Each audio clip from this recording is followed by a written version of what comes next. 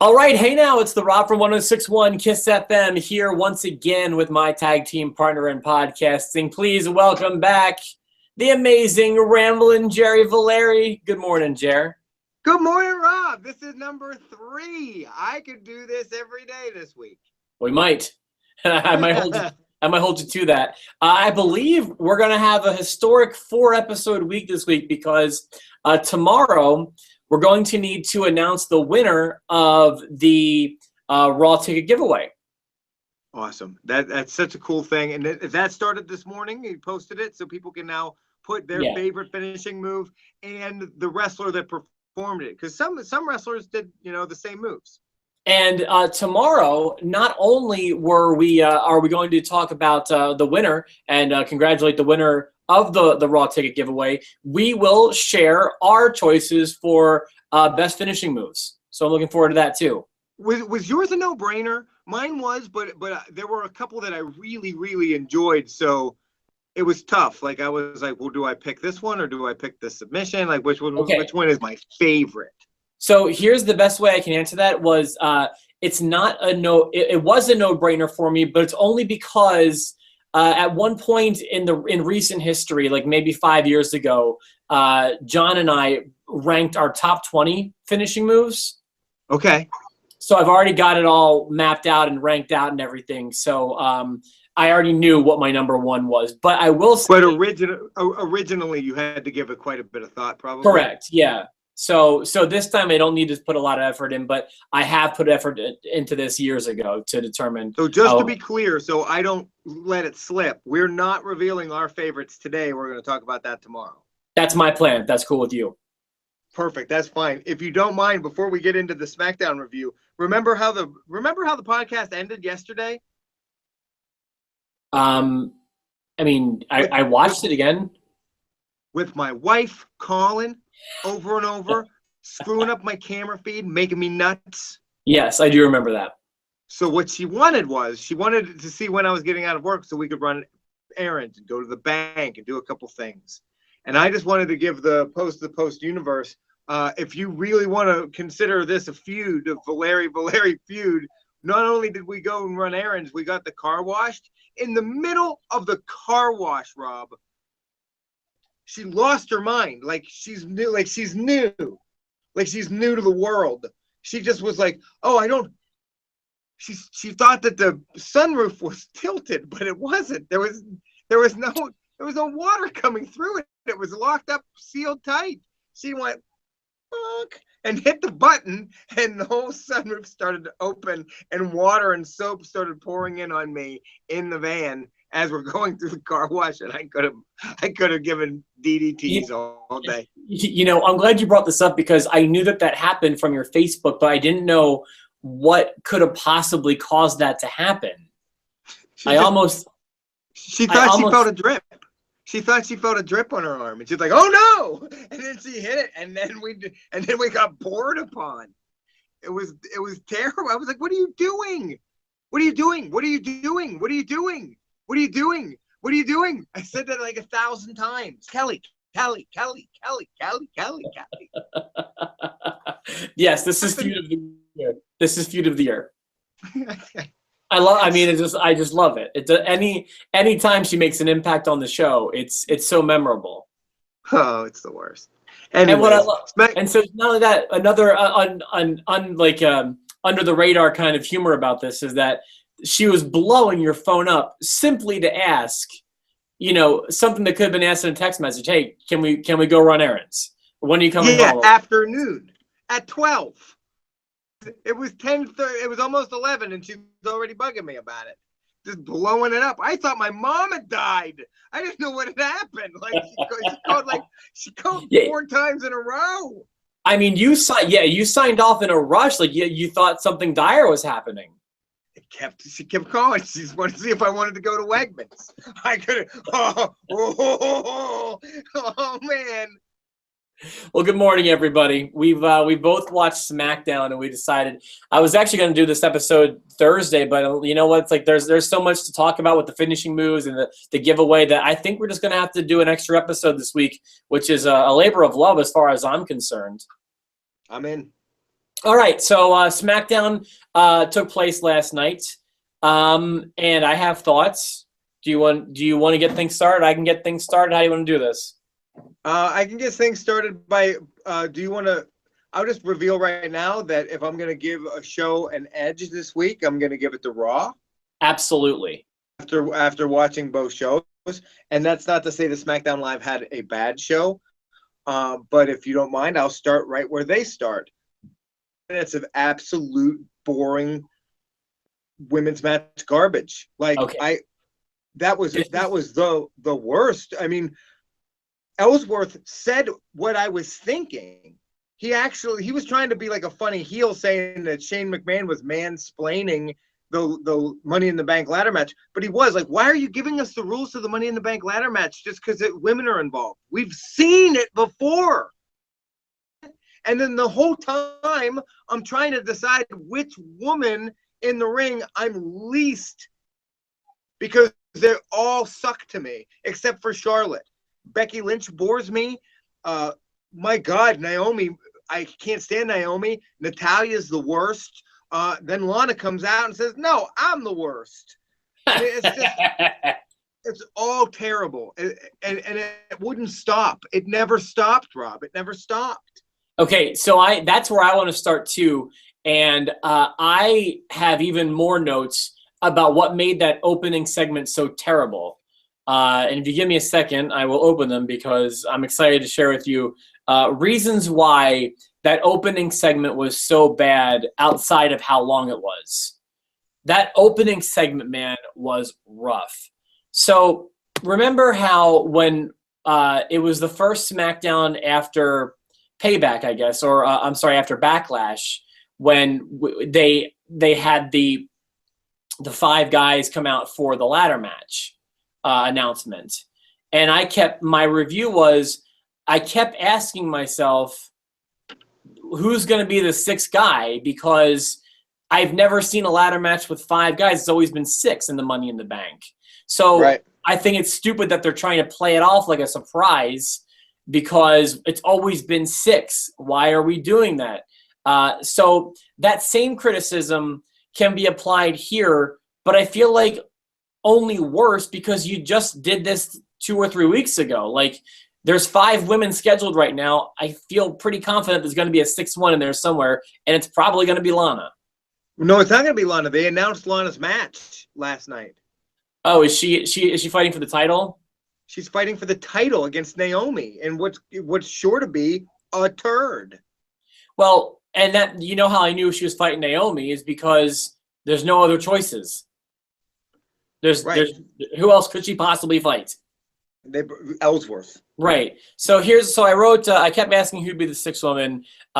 Plus, there are no other choices. Like, literally, I'm literally thinking in my head, who's going to be the 6th woman? I'm doing the math. I'm like, everyone's either in the ring or the champion. I don't know who it's going to be. And then Lana makes the appearance, and it all comes together for me. So literally, their whole roster is involved in this one thing, and that's kind of frustrating me. But there's more. Naomi's attempts at comedy fell very flat with me. Oh, she's so bad. Her fake laugh. Oh, everything. My God. When she opens her mouth, I can't stand it. When she said Bugs Bunny, when someone said, what's so funny? And she said Bugs Bunny, that was like, that set the whole tone of the rest of her, if you want to call it a promo or whatever you want to call that. And then, like, so you've got Naomi kind of being what, like, I would say a stereotypical woman wrestler was from 5 years ago, which is not a complimentary thing. She's just not doing well. I feel like she's kind of struggling. Then you've got the girls not involved, whether you're between Lana and Naomi. You've got the other girls, like, they're doing it looked like they were hitting an imaginary joint at first. You know what they were doing, right? Did you figure it out? Yeah, now I do. They were doing that Kermit face thing where, like, that none of my business. Yeah, hold on. Let me get the camera on you. Do that again. Yeah, that's what they were going for, but the camera angle made it look like they were hitting a joint, didn't it? Yeah, and I hate it. I would have rather been them hitting a joint. Doing the Kermit the Frog thing I thought was stupid. And these are women that aren't supposed to like each other. And I'm so sick and tired of. And I've seen it at least 5 separate times now. The show starts, or at some point in the show, Shane McMahon comes out, and I'm immediately now I'm trained to be upset because he's coming out, and here comes boring women stuff. He comes out, and then he's surrounded by all the women. He has to bring them all out at the same time every time he's out, and his big announcements, and it's like they won't stop patting themselves on the back, making these women in a ladder match. Just get over yourself. I understand you bought new sneakers for tonight, Shane, but I don't want to see you anymore. Like, I'm sick of it. I'm sick of Shane McMahon. I'm so sick of Shane McMahon because he's surrounded by an entourage of boring women. I agree with you, but I'm still just getting started. When it comes to what made this segment bad. So you got all the comedy missing. I don't know if you caught this. I guess you can just write this up as a flub. But did you hear how he introduced Tamina? Did you hear it might be my line of the night. What did he say? No. He's giving everyone's accolades and accomplishments. And what he says for Tamina, and I quote, 2-time superstar, Tamina. I don't know what he was going for. Maybe she's a 2-time women's champion. But he just said 2-time superstar. He's been hired by the company twice. Oh, you know what? I think it means 2nd generation superstar, actually, now that I think about it. It could, but it sounds to me like we hired her and then let her go and we hired her again. No one's ever been referred to as a multi-time superstar. That's ridiculous. Be serious. The whole thing is ridiculous, dude. And this is insulting because they're coming off an A+ Smackdown from last week. That was an A+ Smackdown, and now they're following it up with like an F opening segment. All right. I'll leave that's what you just said there alone. It was a good Smackdown last week, and it was good front to back, a lot like Raw was this week. It was better. And then they started out as a real stink. Let me tell you what the main problem with the opening segment was yesterday, in my opinion. So the big reveal and the big kind of what they built to, besides the Lana debut, I guess you could say, was it all led to the unveiling of the new briefcase. I mean, if you want to talk about anticlimactic, dude, building suspense to unveil a briefcase that looks just like the other briefcase. Are you being serious? That's where you were going with this whole segment, was to unveil the new briefcase. I was hoping it was going to be like a Coach bag or like a Vera Bradley bag. something that didn't look like something people already buy on Shop Zone. It just looks like the Money in the Bank briefcase, but this time they designed it for the White Power Ranger. Yeah, I mean, gold and black. You know, so I just thought that was a terrible point to build to. I mean, why? You should have just had that sitting on the table. Don't make it seem like something exciting is going to happen and then unveil a briefcase. No, it was draped. It was draped in a red velvety blanket. Yeah, no, dude, it was a tough segment, and then it leads right into a women's match. And the only thing I can think of, it's like, okay, so we're getting 40 minutes of women to get the show started. At least they're probably going to be done for the rest of the night, which I think they were for the most part. Well, for the most part, we had to see Naomi one more time. By the time as soon as he says, and we're going to have a six-person tag match, right? I went, I'm done. You've gotten enough of my time with this crap. And I went, done. I fast forwarded it and I got done. I didn't watch the women's match. I did not watch it. I was ticked. Yeah. I'd already spent 25 minutes on crap. I was watching it live, so I was cuckolded into watching it. I had to. Poor Charlotte. It's the poor thing. I agree. I don't know why they just don't make it one roster. It's driving me crazy. You've got two god-awful rosters when you could combine them and have a great one. I don't know why they're doing this to us. I don't know. It's terrible. Now the rest of the show, I'm going to say, recovered as best it could, because it had solid action and solid stuff throughout the rest of the show. But for me, I never really got over how sour I was over the beginning. It did get better, but yeah, that was a rough way to get the show started. Some highlights, well, I mean, I guess you can want to call us. They had a rematch from the week before. At least the match was good, and it was good last week. But, you know, they're even calling it a rematch. So, you know, that frustrates me. You had AJ Styles and Dolph Ziggler. Yeah, they took the win away from Dolph Ziggler, like, right away. Didn't need to. It's like they just wanted AJ to get his win back. Yeah, no. So that's what that was. Scary. My favorite moment last night was extremely easy. I even rewatched just to catch all the humor in the background of the Fashion Files. That was so great, and adding New Day to it, and then they go in and they're black and white, and the whole thing was really funny. And all of the little stuff in the background this time, some of it changed, some of it was really great. I like when they have Michael P.S. Hayes, and it's like repeat offender. I took a few notes from some of the subtle humor in the background. Did you catch Here's Looking at You, Kidman? Yeah, the Billy Kidman one was great. Yeah, it said Here's Looking at You, Kid. I love that one. What else did they have on the board that you remember? Annoy Inc. Did you catch Annoy Inc? I didn't. Or no. Okay, so you know how all the Samoans are related, like by some sort of crazy family tree? Yeah. Well, their last name is spelled like ANOI'. Oh yeah, and the Annoy clan or whatever. Yes, so some people call them the Anoyas because that's what they do. They annoy you. But it's actually pronounced Anoi, as in Anoi am annoyed by them. Also, but so they wrote Annoy Inc. as in like their last name followed by Inc. And then when you put that together, it sounds like annoying. I thought annoying. I mean, that's brilliant. I mean, and I think for people to catch it. Good. I love it. I love when New Day gives them the rompums, and my favorite part of the whole segment was Fandango takes it and he's throws it down, and then they pick it up and he takes it again, on again, and then he says he's not going to be sold, not going to be bought and sold, and you're not going to do that to us.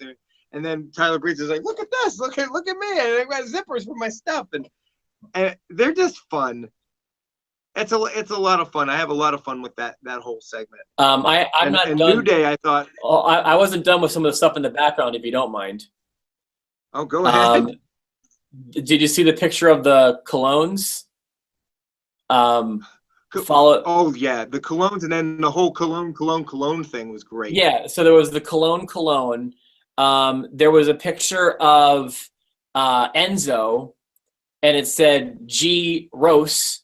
As in, like, he's a certified G roast, like gross. I thought that was good. Are you with me? Oh, you're breaking up on me big time. Oh, okay. I'm sorry. Let me try that again. So there's a picture of Enzo, and you know he's a certified G. Yeah. Well, it said G -roast, as in he's gross. I also saw it was out of their jurisdiction. I like that. Yeah, there was a picture of you mentioned Michael Hayes being the repeat offender, and then there was a picture of, I really think, I'm not 100% positive, but I'm almost certain that it was former SmackDown ring announcer Tony Chimmel, and of which it says, which by the way he hasn't been around for like a decade, and it just says total waste. And waste was spelled as in waist, like your waistband. Yeah. So I had really enjoyed the humor there. And then my line of the night actually came from this segment too, and it isn't anything we've mentioned yet. Do you have a guess, or do you want me to just tell you? I would have put it as when they were trying to spell cologne, and he was like cologne or cologne or cologne. Oh no, cologne with a Z. Like he said with a Z, and I just started to die. I love that they are so dumb and they are getting over so well. What was your line? For me, I believe it was Tyler who said it, and he was talking to Big E, and he said something is like, Big E, if that's even your real initial. That was Fandango. That was great. Was it Fandango? Either Fandango. way, that was my of so many great lines in that segment. I believe if that's even your real initial was my favorite. I will give all the credit in the world after that segment. Glorified squash match against the Colognes. I enjoyed the Usos on the mic. We're gonna disagree there. I enjoyed their interaction with the New Day. It's still maybe getting a little better, but I still described it as terrible. I thought it was awful. They had one good line. I thought the joke about Big E, is that your name or is that your bra size, was okay. But outside of that, I thought the promo was pitiful. I thought it was really bad. Well, they were not meant to be funny. I just liked how they did it. I like their delivery. I like their tough guy attitudes. They're not trying to be. They're not good at being funny, so they're just going to be tough. And I like it. I like the juxtaposition of attitudes and personalities in that feud, and I hope it continues a little while and doesn't just Money in the Bank. Well, my thing is as long as Breezango, the Fashion Police, are doing this gimmick, I will be fine. I'll be into whatever they're doing. So, but they've got to be involved. You say they've got to be involved, though. Well, yeah, I'm into that gimmick. I'm into them doing their backstage segments. I think that they're some of the funniest. What if it was just straight up New Day versus Usos? Wait, hold on. I'm talking about Breezango.